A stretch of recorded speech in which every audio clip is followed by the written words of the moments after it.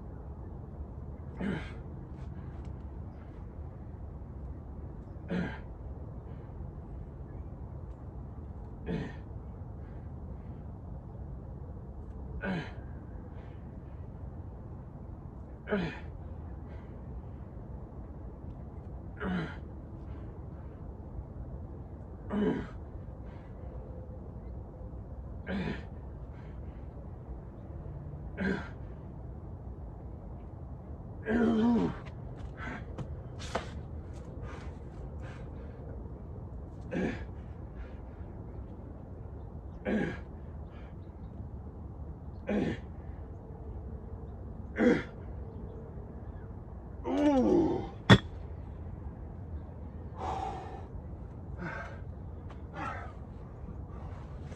25 standing, 5 kneeling for total 30.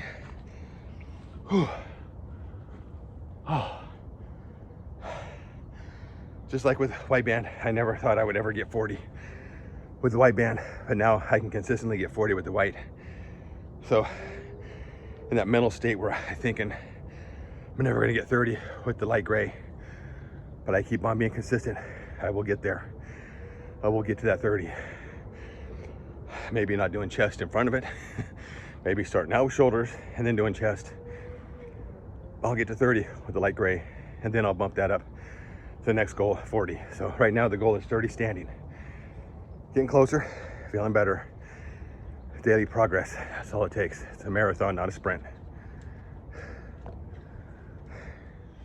All right, next step, triceps. I'm gonna do them doubled up. That's the way I like to do them.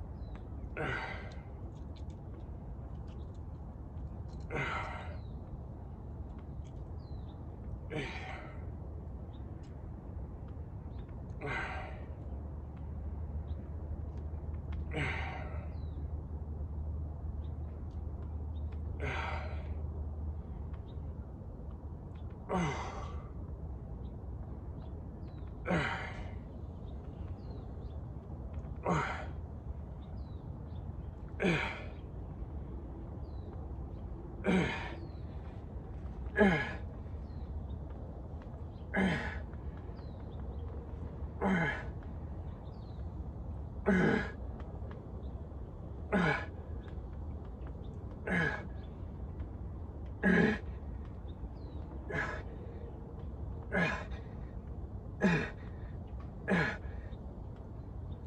my God.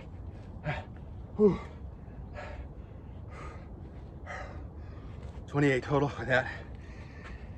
And when you know when your chest is starting to help, you're done. You burn your triceps and you can't maintain the form anymore. So once that chest starts helping, you're done.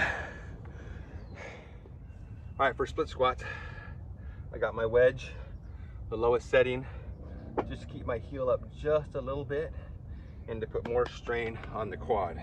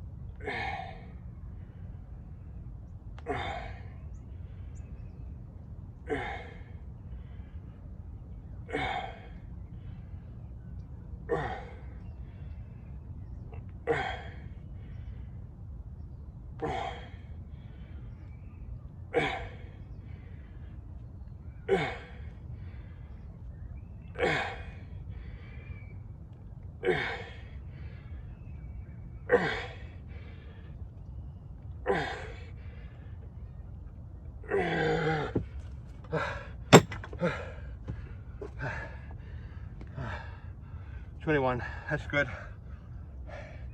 I'm still gonna do front squat with the wedges. I'll keep a little bit of energy left. And I'm still rehabbing the quads a little bit. I still got some knots in here I'm still working on loosening up. And until then, I don't really want to go full blast, knock down, drag out till I fall down. But I still want to keep working them, but not just really overdo it like I have been for the past year or so without doing any foam roll or any muscle release, because those knots in there really got bad. All right, break time, then we're gonna do the left leg. All right, left leg. Got the wedge. And just that little 3-inch elevating the heels really puts a lot more strain onto your quad than if you were flat-footed. You'll be using more glutes and hamstring, which is good also.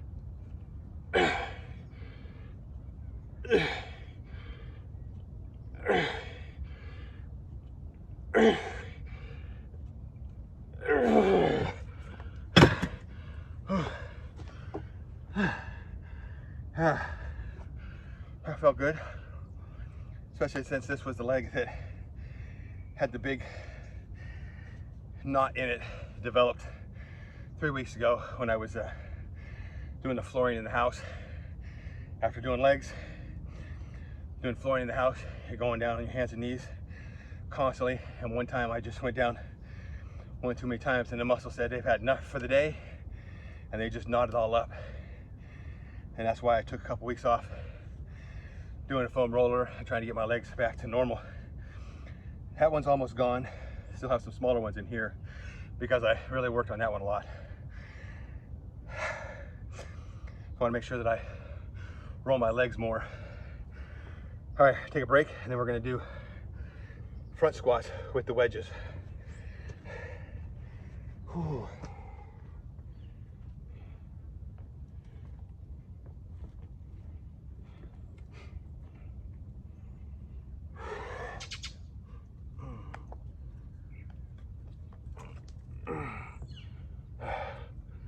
Heels are so elevated, almost feels like a sissy squat. I'm doing the light gray band, and I haven't done these wedges on a front squat yet, so we're just experimenting to see how they feel.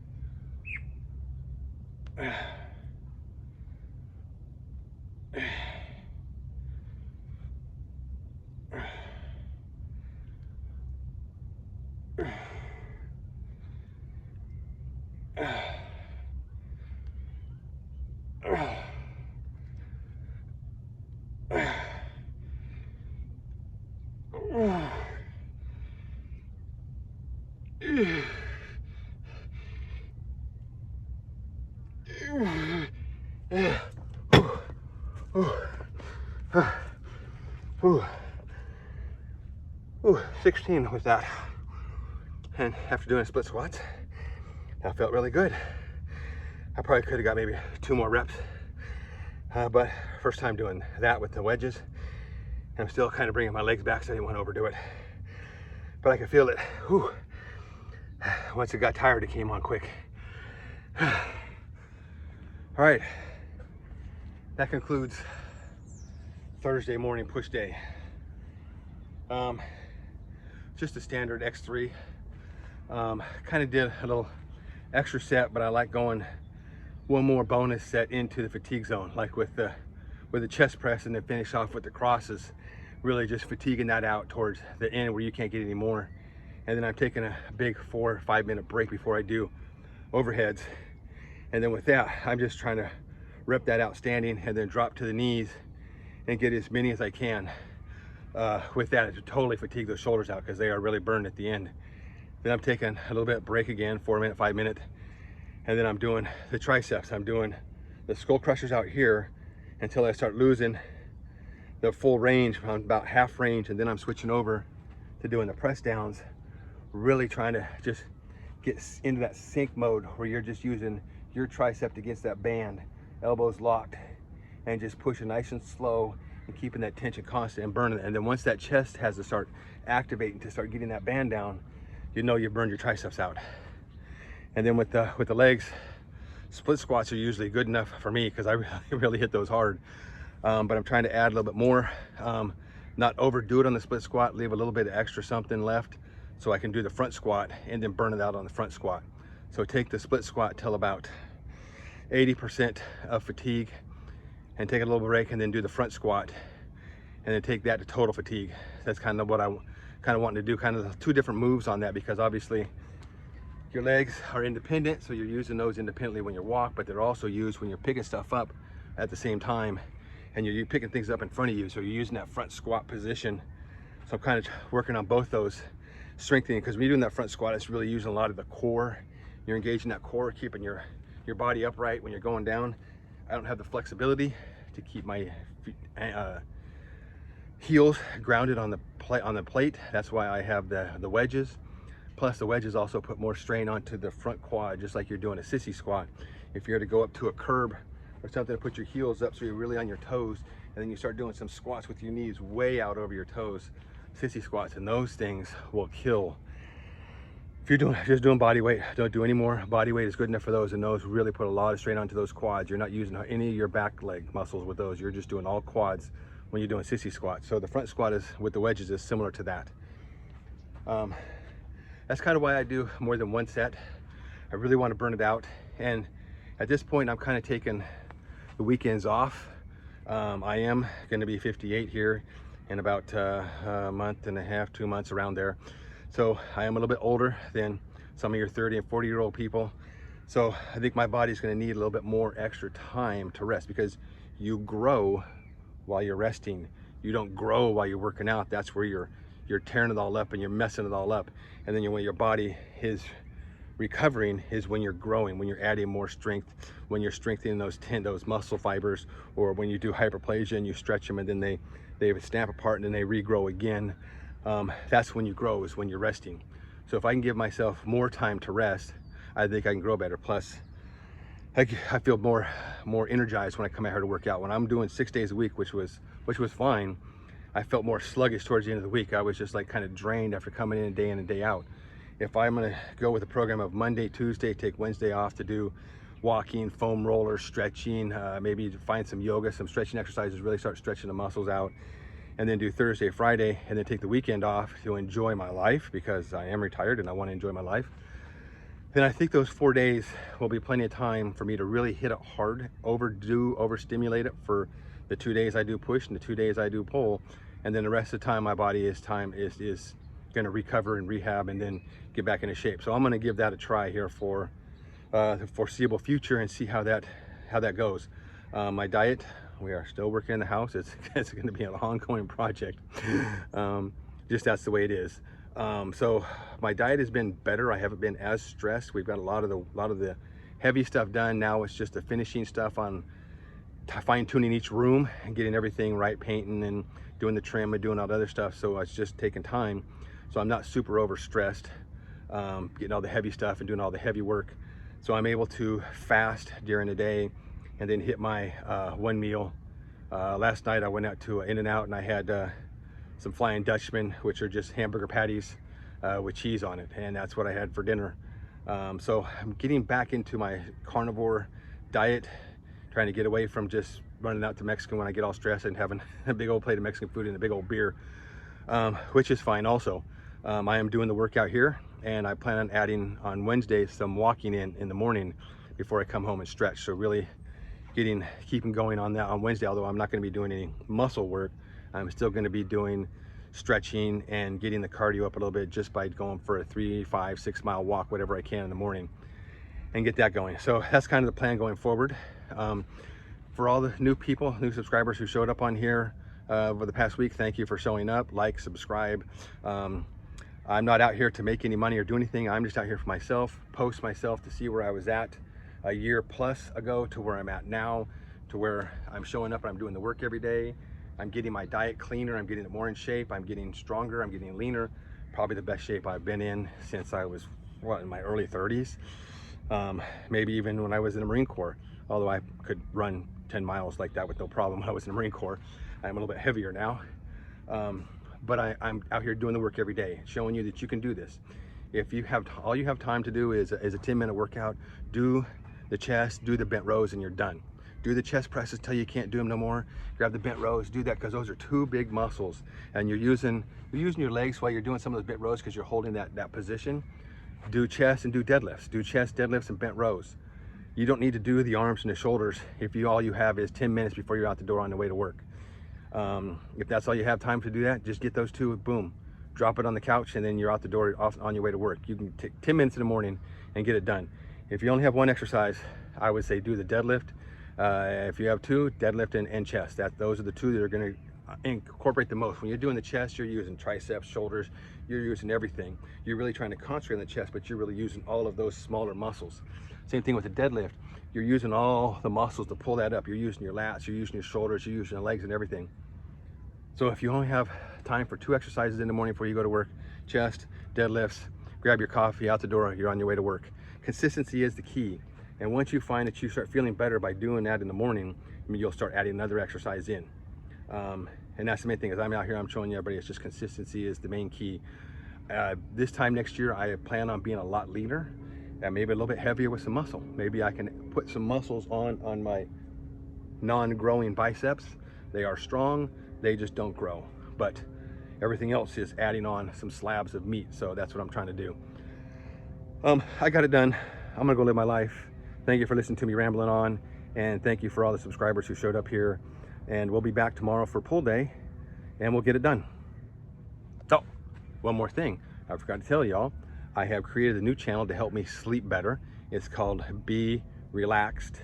I'll put a link up here. It's in the bottom, and then I'll put a little screen grab of what it looks like.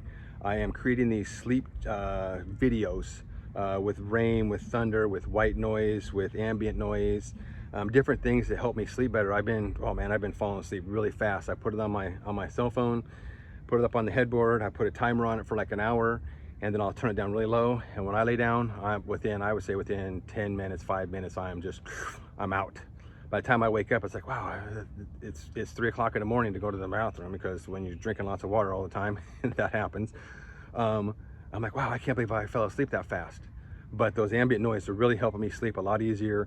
And then when I'm stressed, whatever stress going on with the house or with issues with my wife, I just put that on the headset and I just go to, you know, soothing rain sounds, soothing ocean sounds, soothing ambient sounds, and it just really helps me calm down, relax, do a little meditation and not even meditation. I'm not doing all this Om stuff. I'm just sitting there and just relaxing, letting my heart rate come down, letting my stress level come down, and it really helping me out. So if y'all want to check it out, go to it. It's called Be Relaxed, and I'll put a link down in there, and you see the screensaver. I appreciate it if you subscribe. Just trying to make more channels, make more things that actually help me. One of the things that helps me is crowd noise, baseball game, football game. So I'm going to try and do that one here real soon, of a big long 5-6 hour thing of just crowd noise in the background with some ambient noise. Really soothing, really relaxing. So that's helping me a lot, and maybe it'll help you too. All right, I will see you tomorrow.